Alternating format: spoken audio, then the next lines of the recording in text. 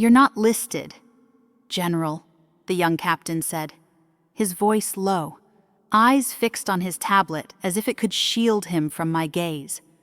I stood outside Camp Pendleton's auditorium, my service uniform crisp, the 4 stars on my shoulders heavy with 20 years of duty. A faint breeze carried the tang of Pacific salt, but it couldn't cool the sting of those words. Major General Eleanor Caldwell, one of the few women to reach 4-star rank in the Marine Corps, missing from her brother's promotion ceremony. It wasn't just an error. It was a message. I'm Nora Caldwell, 40, a Marine shaped by discipline and scars. Today, I came to celebrate Lieutenant Colonel Nathan Caldwell, my younger brother, as he pinned on his colonel's eagles. I'd driven from my San Diego office, my silver star and purple heart polished, my schedule cleared, Pentagon briefs postponed, a drone demo delegated. Family mattered more. But now, in the shadow of the auditorium's concrete facade, I felt the weight of exclusion. Captain Lisa Moreno, my aide, stood beside me, her jaw tight. "This isn't right, ma'am," she whispered. I nodded, my hand brushing the engraved Marine Corps saber I'd brought for Nathan, its leather case cool against my fingers.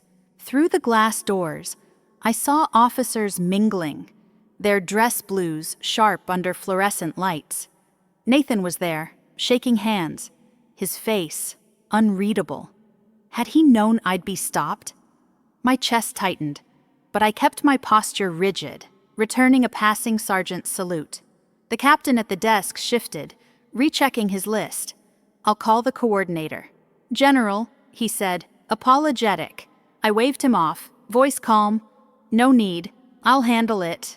But inside, questions churned. Nathan and I had shared dreams of service, forged on San Diego beaches.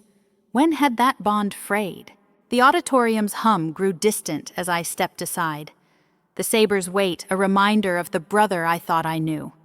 I'd faced skepticism in boardrooms, survived an IED in Iraq, but this cut differently, quiet, personal. My drone reforms, pushing women into combat roles, had enemies in the Corps. Colonel Richard Hayes, a traditionalist, called them reckless. Had his influence reached Nathan, I needed answers. But first, I needed to decide walk away or face this head on. My stars weren't just rank, they were my truth, earned through grit and loss. I wouldn't let them be dimmed. I turned to Lisa, my voice low. "Get my ceremonial uniform. We're not done here." She nodded, eyes sharp, and headed for the car. The Pacific horizon stretched beyond the base, vast and unyielding, like the choice before me. This wasn't about pride. It was about duty to myself, to the Corps, to the family we'd been. If you've ever faced a moment where you had to stand tall against doubt, share it below and stay with me. The fight for honor starts now. The San Diego sun sank low, painting Coronado Beach in hues of amber and rose. I was 10, Nathan 7, our laughter mingling with the crash of waves as we sculpted sand fortresses, their walls packed tight against the tide. Dad. Colonel Robert Caldwell stood on our bungalow's porch, his Marine Corps stare sharp, arms crossed, tighter ramparts. "Nora," he called, voice carrying over the gulls. Nathan deepened that moat. We'd nod, hands gritty with sand, racing to earn his rare smile. Those days, we were a unit, bound by dreams bigger than the Pacific itself. Our home, a weathered stucco house near the naval base, was a fortress of routine. Dad ran it with precision, Aero 700 inspections, bunks taut, boots aligned like soldiers. "Discipline builds character," he'd say, his medals framed above the fireplace, glinting with stories of Vietnam. Nathan and I soaked it in, craving his tales of courage, his lessons on honor. Over dinner prompt at 1800, he'd quiz us on strategy, pointing to a map of Iwo Jima. "How'd you flank here?" "Nora," I'd answer. Nathan chiming in, our voices eager. "You'll both serve," Dad said once, eyes proud. The Corps needs Caldwells. We were close then, Nathan and I, plotting mock missions in the eucalyptus grove behind our street. I'd sketch plans on scrap paper ambush points, escape routes while Nathan led our platoon of neighborhood kids, his stick rifle high. "You're the tactician," he'd say, grinning. "I'm the boots on the ground." But at 12, I outplayed him in a capture-the-flag game, luring the enemy team with a fake retreat. We won, and Dad clapped my shoulder. "Sharp mind. Nora, you'll lead." Nathan kicked the dirt, his silence louder than the cheers. I thought it was just a kid's pout. I didn't see the seed of envy taking root. School widened the gap. I aced history, led the science club.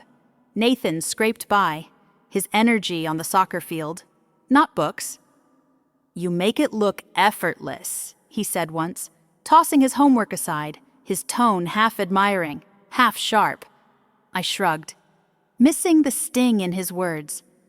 At 16, I got my Naval Academy letter, Dad framing it like a trophy. Nathan, still in junior high, leaned in my doorway as I packed. "Don't outshine us all." "Sis," he said, his smile tight. "Never." I promised, ruffling his hair. I thought we'd always be a team sandcastles, strategies, shared dreams, but time shifts loyalties. Standing outside that Camp Pendleton auditorium, the saber for Nathan heavy in my hands, I felt the ghost of those beach days. The brother who'd once followed my plans now stood inside, his world separate, his choice to exclude me a wound I couldn't map. Had I been too focused on my stars to notice his struggle? The Pacific's rhythm echoed in my pulse, urging me to understand before I acted. Honor wasn't just duty. It was seeing the boy behind the colonel, and the sister I'd always been. The Naval Academy's stone corridors demanded precision, each footfall a test. At 18, I was Nora Caldwell, a San Diego kid with salt in my veins and fire in my gut. Annapolis carved me 500 runs, navigation drills, exams that burned through midnight. I excelled, my mind sharp for tactics, outwitting peers in simulated ops. "Caldwell's got edge," my instructor said, his nod rare. By graduation, I was a second lieutenant, my Marine Corps commission a vow to Dad's legacy. My eyes weren't on the horizon, they were on the stars of a general. The Corps tested me raw. Iraq, 2008 was my forge, leading a counter-terrorism team. I mapped insurgent networks through sleepless nights, dust coating my gear. One patrol, an IED detonated, shredding our Humvee. Shrapnel bit my shoulder, blood soaked my sleeve. I pulled a lance corporal from the wreckage, my voice steady on the radio for evac. The Purple Heart came in a hospital bed, pain dulling my pride. The Silver Star followed for a raid that crippled an Al-Qaeda cell. "You turned the tide," my CO said. I saluted, my shoulders still stiff, knowing every scar was a step upward, stateside. I tackled drone warfare at Quantico, a field the old guard scoffed at. I built protocols pairing UAVs with infantry, slashing friendly losses. My reports hit the Pentagon. Brass took notice. At 30, I was a colonel, my name whispered in strategy rooms. Critics, gray-haired colonels muttered about gadgets over grit or affirmative action stars. I let my ops speak drones saved Marines, period. By 35, I pinned on Brigadier General, the San Diego breeze cool at the ceremony. Dad's handshake was firm. Nathan's email brief, proud, sis. I missed his old warmth. Nathan's path diverged. At 21, he joined the Corps. a ground pounder with courage but no knack for big-picture plans. His tours Afghanistan, Yemen earned respect, but promotions lagged. At 37, he hit lieutenant colonel, solid but overshadowed. We'd share calls, his voice crackling from forward bases. "You're rewriting the rule book. Nora," he'd say, half laughing. I didn't hear the strain. My second star came at 38, my third at 39. At 40, I made 4-star general, a historic leap. My drone reforms reshaping the Corps. The White House sent congratulations. I stood tall, but the spotlight felt lonely. My push for integrated combat units stirred trouble. Colonel Richard Hayes, a respected traditionalist, argued they'd weaken readiness. "The Corps isn't a social experiment," he'd said at a Quantico briefing, his eyes on me. I countered with data-mixed units outperformed expectations. Hayes wasn't evil, just entrenched, his honor tied to old ways. I didn't see how his words reached Nathan, sowing doubt. Outside that Camp Pendleton auditorium, the saber in my hands, I wondered had my rise built a wall between us. My stars shone, but their light cast shadows I hadn't faced until now. The San Diego cemetery was hushed, the sky heavy with November clouds as we laid Mom to rest. Leukemia had carved her away too fast, leaving only echoes of her laughter. I stood beside Nathan, our dress blues stark against the green, my voice steady as I delivered her eulogy. "She showed us strength is quiet, love is fierce," I said, my throat tight. Nathan's hand brushed mine, a fleeting anchor. Later, at Dad's bungalow, we sat on the worn couch, her old photo albums open between us. "Mom kept every clipping of your promotions," Nathan said, his voice soft, tinged with something sharp.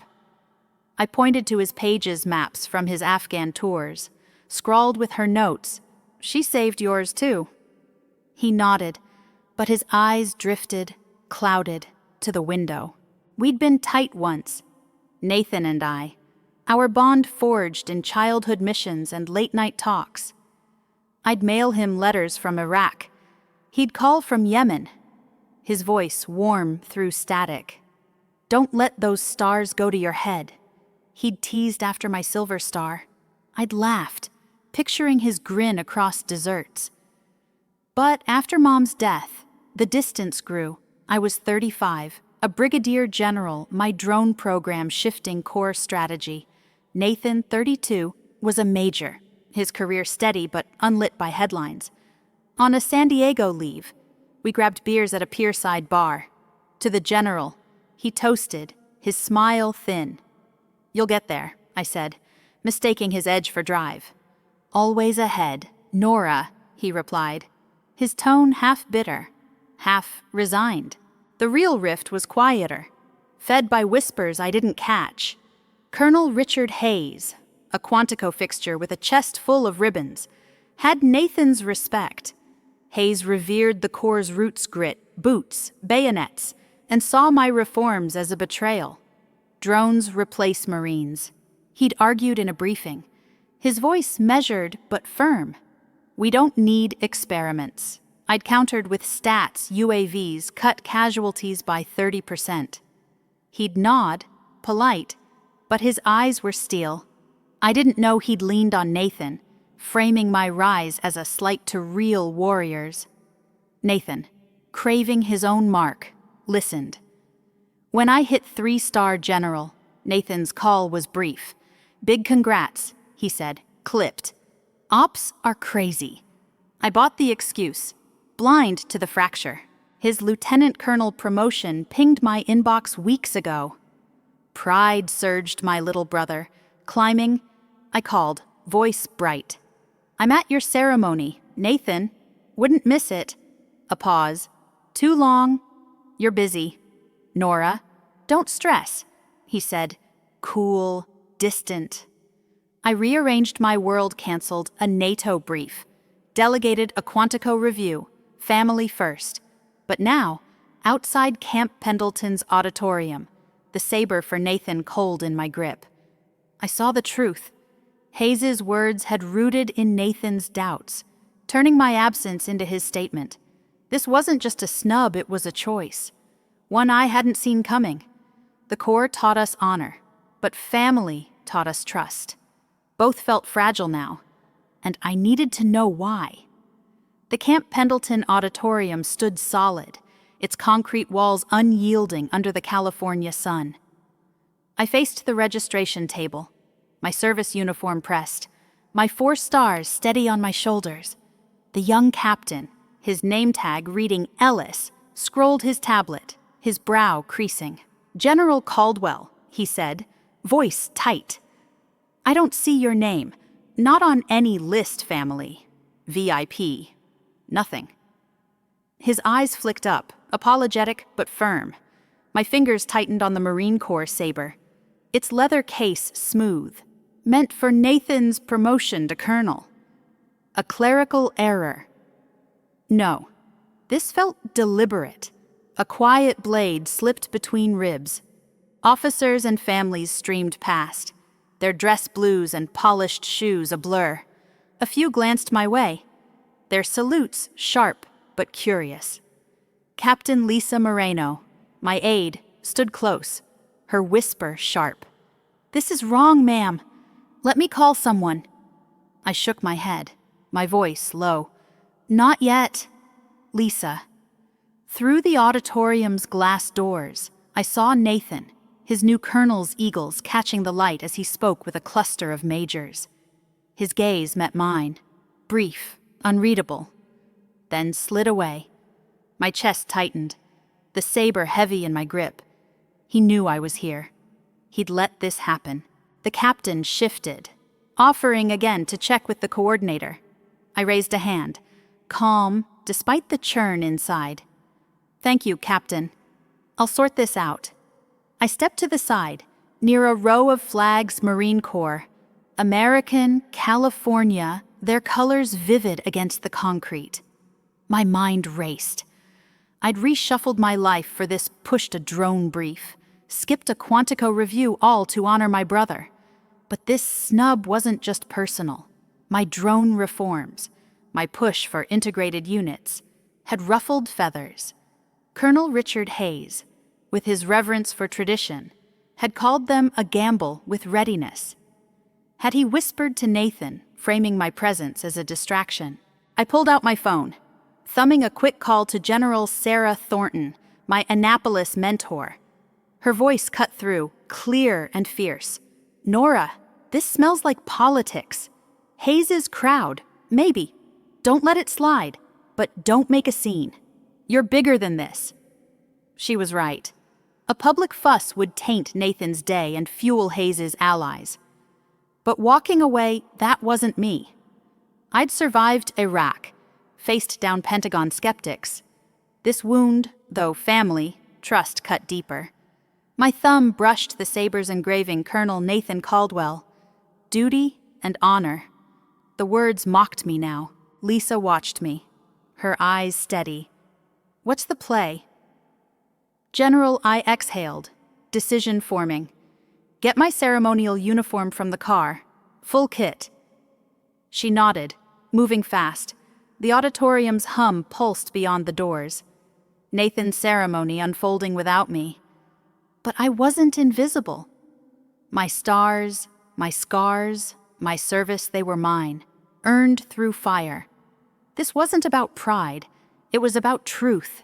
I'd face this, not as Nathan's sister, but as General Caldwell. The Pacific's distant roar echoed my resolve, steady, unyielding. I'd find my place, and the answers, inside. The California dusk settled over Camp Pendleton, the auditorium's lights casting a soft glow across the parking lot. I stood by my car, now in my full ceremonial uniform, its weight a reminder of every battle won. Medals, Silver Star, Purple Heart, Distinguished Service lined my chest, each ribbon a story of grit. My 4 stars gleamed, sharp against the twilight. Captain Lisa Moreno handed me my cover, her eyes steady. "You look unbreakable, ma'am," she said. I nodded, adjusting the saber at my side. Its engraving for Nathan a quiet challenge. This wasn't about show. It was about standing for what I'd earned. I'd called ahead to General Michael Grant, the ceremony's presiding officer, a Marine I'd served with in Iraq. "Nora, this is irregular," he'd said, voice calm but firm. "I'll ensure access." The base gate guards saluted as I drove through, their posture crisp, no questions asked. A corporal met me at the officer's entrance, his salute quick. "General Caldwell, this way," he said, guiding me to a side door. I timed my entry for the pause after Nathan's promotion, just as his speech began. The auditorium's air was thick with formality flags, rigid, officers in dress blues, families hushed. I stepped inside, Lisa trailing, and the room stirred. Eyes turned, murmurs rippled not loud, but enough to shift the atmosphere. Nathan stood at the podium, his colonel's eagles fresh, his voice steady on core tradition. He faltered mid-sentence, spotting me, our eyes locked, his widening, then narrowing. I kept my face composed, walking down the aisle with measured steps, my medals clinking faintly. A major stood, offering his front row seat. I took it, nodding thanks, my gaze fixed on Nathan. He resumed, his tone tighter, his words on honor feeling pointed, a jab at my drone reforms. The crowd settled, but their attention split Nathan's speech. My presence. I sat still, the saber across my lap, its weight grounding me. My reforms UAVs, integrated units, had saved lives, but to Hayes's allies, they were reckless. Was Nathan echoing them now? General Grant, seated on stage, caught my eye, his nod subtle, approving. When Nathan finished, applause rose, polite but charged. Grant stepped forward, voice clear. "We're privileged to have General Eleanor Caldwell with us." He said, "Would you share a few words?" I rose, passing Nathan on the steps. "Colonel," I said, my nod professional. He returned it, tense. At the podium, I faced the room 300 faces, from cadets to colonels. "I'm here to honor Colonel Caldwell's service." I began, voice firm. "Our family's legacy is duty. But the Corps grows stronger through change, through innovation, inclusion. Leadership holds both, unwavering." My eyes met Nathan's, then Hayes's in the crowd, his face unreadable. Applause followed, measured but warm. I stepped down, my point clear. I wasn't erased. My stars, my truth, stood firm. The fight wasn't over, but I'd claimed my ground. The reception hall at Camp Pendleton hummed, crystal glasses clinking under the soft strains of a string quartet. My ceremonial uniform, heavy with medals and 4 stars, drew quiet nods from officers, but I felt the undercurrent of tension. Nathan moved through the crowd, his new colonel's eagles sharp, always a step beyond my reach. His speech, its talk of tradition over change, lingered. A subtle dig at my drone reforms. I needed answers, not whispers. Dad caught my eye near a display of Marine Corps insignia, his face stern. "Nora, this ends now," he said, voice low, weathered by years of command. "Talk to him. Private."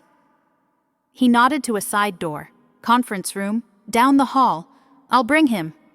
I slipped through the crowd, the saber for Nathan tucked under my arm, its weight a reminder of what I'd hoped this day would be. The room was small, bare a table, chairs, a window framing the Pacific's darkening edge. I set the saber down. Its engraving Colonel Nathan Caldwell, duty and honor staring back. My cover rested beside it, my hand steady despite the churn inside. Minutes later, Dad ushered Nathan in, his dress blues crisp, his eyes guarded. The door clicked shut, leaving us alone. Two Caldwells bound by blood, split by something sharper. I spoke first. Voice even, congratulations. Nathan, your eagles, they're earned. He leaned against the wall, arms crossed. Are they, he said, his tone bitter, cutting. Or am I just the brother of the great General Caldwell? The words stung, raw and unguarded. I kept my gaze steady. Your record stands alone. I've never pulled strings. He scoffed, pacing a step. You don't need to. Every room I enter, it's Nora's brother. Never just Nathan. His voice cracked, years of frustration spilling out. I stepped closer. Voice firm, but calm. So you left me off the list. Let me stand out there. Turned away, because you're tired of my shadow. He stopped, eyes flashing. Hayes said your reforms drones. Mixed units are softening the core. Said my ceremony shouldn't be your stage. Colonel Richard Hayes. His name landed like a shell. Not a villain, but a man wedded to old ways. His respect for tradition blinding him to progress. And you listened, I asked, soft but pointed. You let him turn family into politics. Nathan's jaw tightened, doubt flickering. I just wanted one moment that was mine, he said, quieter, almost pleading. I touched the saber, its inscription cold. If I were any other 4-star, would you have done this? Ignored protocol, disrespected the chain silence. His eyes dropped, a confession. This isn't just us, I said. You compromised honor. The Corps deserves better. A knock came a lieutenant, hesitant. General, Colonel, photos. I nodded. We're coming. Nathan straightened, his face conflicted. At the door, he paused. I didn't want to hurt you, he muttered. Not an apology, but a crack in the wall. We weren't done, but this was a step toward truth, toward trust. The Camp Pendleton reception hall glowed, its polished floors reflecting the soft light of chandeliers. Officers in dress blues mingled, their voices a low hum beneath the string quartet's notes. My ceremonial uniform, with its 4 stars and rows of medals, felt like armor, but the air carried a new weight. My phone buzzed in my pocket, insistent. I stepped near a window, the Pacific's dark expanse visible beyond the base. Captain Lisa Moreno's text lit the screen. Ma'am, check X. It's about you. My thumb hesitated, then tapped the link. A post from a Marine account, Pendleton Pulse, was spreading fast. General Caldwell left off brother's promotion list. Protocol breach or politics. A grainy photo showed me at the registration table. My face calm, but eyes sharp with betrayal. Hundreds of comments. Thousands of shares, some saluting my service. Others sneering at my reforms. My pulse quickened. Not from anger, but exposure. The Corps thrived on discipline, not gossip, but this was no mere rumor. It was a spark in dry grass. I dialed General Sarah Thornton, her voice a steady anchor. Nora, this is Hayes's crowd stirring the pot, she said, her tone clipped. Your drones, your push for mixed units, they're calling it a woke agenda. You need to set the record straight. She was right. Silence would let Hayes's allies paint me as the problem, not the solution. I thanked her, my mind already mapping next steps. A Pentagon press brief, tomorrow, to face the storm head-on. By morning, San Diego's media hub buzzed with reporters. I stood at the base's press room podium, service uniform crisp, my silver star and purple heart silent witnesses. The room was full journalists, Marine officers, a few wide-eyed cadets. Yesterday, I began, voice clear. An administrative oversight excluded me from Colonel Nathan Caldwell's ceremony. It's resolved. But let's address the real issue. My work, Drone integration has cut Marine casualties by 30%. Integrated units outperform traditional ones in field tests. These aren't experiments, they're progress, rooted in data, driven by duty. Questions came some fair, some edged with Hayes's rhetoric. I answered with facts. My shoulder scar, a quiet reminder of what I'd endured for the Corps. Nathan, I learned. Watched the stream from his Pendleton office. A colleague said he sat still, eyes fixed, as my words cut through the noise. The ex-post's tide shifted. Cadets shared clips of my drone ops. Veterans praised my record. But Hayes's allies doubled down, their comments bitter. She's trading tradition for headlines. The backlash wasn't just personal, it was the Corps' old guard versus its future. I'd faced worse in Iraq, but this fight, public and raw, tested my resolve. My stars weren't a shield, they were a target. Yet I stood firm, knowing truth outlasts noise. Nathan's silence lingered, a question unanswered. Had my words reached him, or was he still caught in Hayes's shadow? The San Diego breeze carried the scent of charcoal and salt as Dad's backyard filled with the hum of our family barbecue. String lights swayed above the patio, casting a warm glow over the folding tables laden with burgers and lemonade. I stood near the grill, my service uniform jacket off, my 4 stars still pinned to my collar. Nathan arrived in civilian clothes, his new colonel's rank a quiet presence. Dad flipped a burger, his eyes flicking between us. "Don't turn my yard into a war zone," he said, half joking, handing me a plate. I nodded, but my focus was on Nathan, grabbing a soda, his shoulders tense, avoiding my gaze. The ex-post fallout had shaken us both. My press conference had shifted the narrative. Cadets and veterans rallied online, sharing drone op stats. But Colonel Richard Hayes's allies still grumbled, calling my reforms a fad. Nathan's silence since our confrontation stung, but I sensed a shift. He'd requested a transfer to Quantico, away from Hayes's influence, a move that spoke louder than words. I set my plate down and walked to him, near the yard's edge where the Pacific's murmur hummed. "Nathan," I said, voice low, "we need to talk." He nodded, cracking his soda can, the fizz loud in the quiet. I messed up. "Nora?" he said, eyes on the grass. "Hayes. He made it sound like your reforms were stealing the Corps' soul. I let it get to me, let it twist us." His voice caught, raw. "I didn't just hurt you, I failed the chain of command." I exhaled, his words heavy but honest. "We're Caldwells," I said. "We push each other, always have. But this, it wasn't you." He looked up, eyes searching. "I'm trying to fix it. Quantico's a fresh start. I want to lead, not follow Hayes's grudges."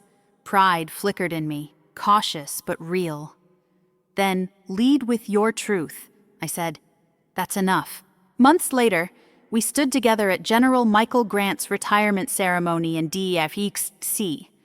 The Pentagon courtyard gleamed with flags, the air crisp with tradition. I wore my ceremonial uniform. Nathan, his dress blues, his colonel's eagles sharp.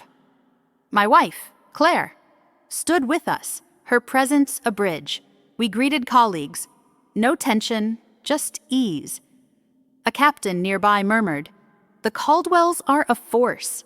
Nathan's posture softened, a small smile breaking through. Hayes was there, his clout reduced after a Pentagon review sidelined his projects. He nodded to us, distant but civil, his influence fading. "You're carving your own path," I told Nathan later, over coffee. He nodded, "Learning from you." The barbecue's warmth lingered in my memory as we rebuilt, step by step. Trust wasn't instant, it took honesty, time, shared silences. We weren't the kids plotting beach battles anymore. But we were finding our way back, not just as siblings, but as Marines. Duty wasn't just orders.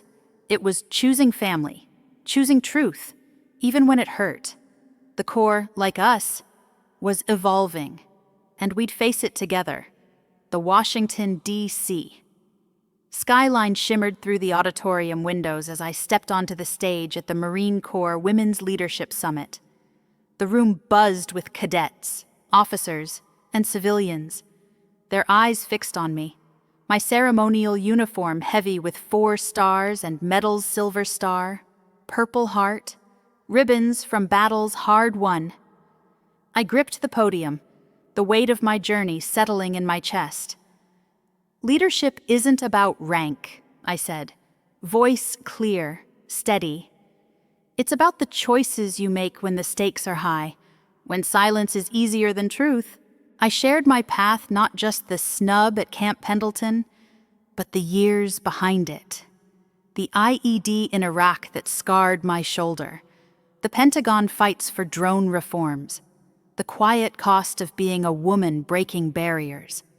At my brother's ceremony, I said, pausing as the crowd leaned in. An oversight left me outside. I walked back in, not for pride, but for duty, to honor family, to defend progress. I glanced at Nathan, seated in the back, his nod subtle but real. The Corps thrives on tradition and innovation. My drones cut casualties. Integrated units strengthen us. Leadership holds both steadfast, unafraid. The applause rose, warm but restrained. A room of Marines weighing my words. I let the moment breathe, then continued. This isn't just my story. It's every Marine who's faced doubt, every leader who's stood firm. Cadets nodded, their faces fierce with ambition. I saw myself in them young, hungry, ready to prove their worth. Nathan stayed after, approaching as the crowd thinned. You're right, he said, voice low. It's about choices. I'm making better ones now. I clasped his arm. We both are. Those moments Nathan's snub, the ex-post storm, our slow rebuild taught me lessons I carry still. First, your worth is yours. No one's rejection, not even family's, defines you. Your actions do. Second, strength needs grace. Stand firm, but don't burn bridges. Calm resolve outlasts anger. Third, forgive with eyes open. Nathan and I mended because he faced his mistake, not because I ignored it. Fourth, change is duty. The Corps evolves, and so must we push progress. Even when it's hard. I've seen it work. My reforms saved lives, despite the skeptics like Hayes. As I left the summit, the Potomac's calm reflected my own. My stars weren't just metal. They were a charge to lead, to lift others, to keep moving forward. To every cadet in that room, to every Marine, I say, choose truth, choose growth. And to you, when have you stood tall against dismissal? When did you rebuild what broke? Share your fight below. Join our community and keep pushing for what's right. The Corps, like life, demands courage not just in battle, but in every choice that shapes who you are. Semper Fi.